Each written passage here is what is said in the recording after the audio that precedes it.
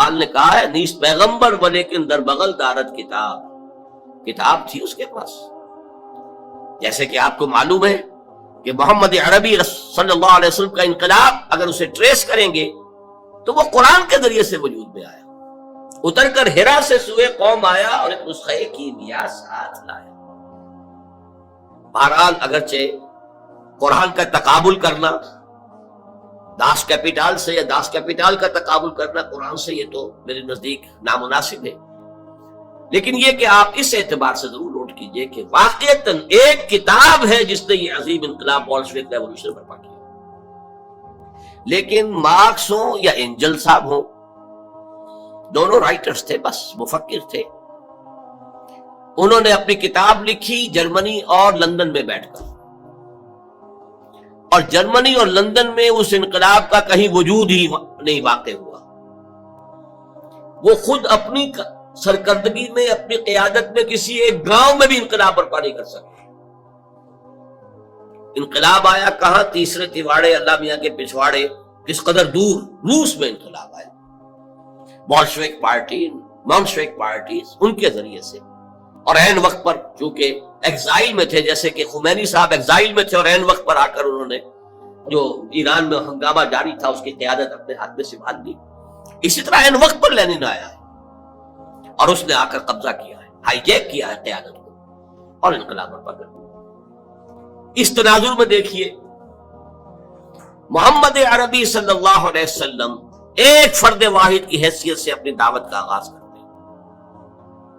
وہی فکر دینے والے، وہی دعوت دینے والے، وہی ہیں جو سٹریٹ پریچنگ کر رہے ہیں، مکے کی گلیوں میں گھوم رہے ہیں. یا ایھا الناس قولوا لا الہ الا اللہ تفلحوا.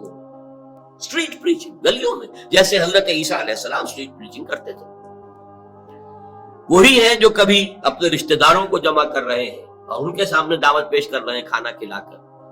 کبھی کوہ صفا پر کھڑے ہو گئے ہیں، بلند آواز سے آپ نے کہا وا صباحا اور لوگوں کو جمع کیا اور اپنی دعوت پیش کی. وہی شخص کہ جو فرد واحد کی حیثیت سے، ایک داعی کی حیثیت سے سامنے آیا، کل 22 برس میں اس نے پورے انقلاب کی تکمیل کر دی اور ہر مرحلے پر اس کی قیادت خود فرمائی. وہی سٹریٹ پریچر، غزوہ بدر میں وہی کمانڈر ہے، غزوہ احد میں وہی سپہ سالار ہے، وہی سٹریٹ پریچر. یہ جیسا کہ ڈاکٹر مائیکل ہارٹ کا میں نے حوالہ دیا، یہ نقشہ دنیا نے کبھی دیکھا ہی نہیں، کوئی اس کی نظیر ہے ہی نہیں، کوئی مثال ہے ہی نہیں. سٹریٹ پریچرز ہی رہ جاتے ہیں. مربی اور مزکی بس ان کا اپنا ایک دائرہ ہوتا ہے. کچھ لوگوں کا تزکیہ نفس کر دیا، جو ان کے پاس چل کر آئے وہ بھی وہ آتے ہیں جو ان کی خانقاہ میں خود طالب بن کر آئے، وہ ان کا کوئی تزکیہ کر دیں گے، کوئی اصلاح ہو جائے گی. یہ عمل ایک فرد واحد وہی فکر دے رہا ہے، وہی دعوت دے رہا ہے. دعوت کا آغاز کتنے میگر، کتنے، میں وہ لفظ استعمال نہیں کرنا چاہتا، لیکن واقعہ یہ ہے کہ کتنے حقیر سے انداز میں ہو رہا ہے اور کیسی کیسی ناکامیاں سامنے آ رہی. پہلی مرتبہ جب حکم ہوا وانذر عشیرتک الاقربین، سورہ شعراء میں یہ آیت ہے، اے نبی ذرا اپنے قریبی رشتہ داروں کو خبردار کیجیے.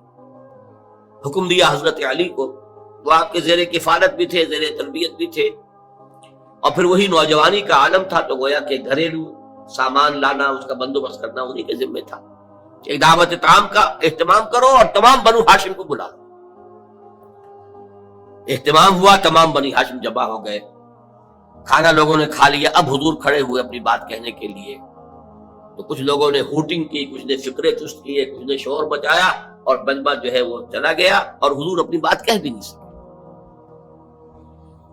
تو یہ نہ سمجھیے کہ ایسا ہو گیا ہو کہ ادھر آپ نے آغاز کیا، ادھر کامیابیوں نے قدم چومنے شروع کر دیے. ہرگز نہیں، ہرگز نہیں، ہرگز نہیں. اہم ترین نقطہ جو ہے آپ کی انقلابی جد و جہد کا، اس کو نوٹ کر لیجئے، یہ خالص انسانی جد و جہد کی سطح پر ہوئی ہے. اس میں وہ سارے مراحل آئے ہیں جو کسی بھی انسانی جد و جہد میں آتے ہیں. ابتدائی ناکامیاں، ابتدائی مایوسیاں، محنت اور مشقت بے پناہ، اور نتیجہ کچھ بھی نہیں، کم سے کم ویزیبل نتیجہ، نظر آنے والا مرئی نتیجہ زیرو. لیکن حضور نے چند دن کا وقفہ دے کر پھر حضرت علی سے کہا اب دوبارہ پھر بلاؤ، پھر کھانے کا اہتمام کرو۔ اب میں یہ کہا کرتا ہوں کہ شاید لوگوں کو شرم آ گئی کہ 2 مرتبہ کھانا کھا لیا ہے، آخر اتنی شرافت تو لوگوں کے اندر بھی تھی۔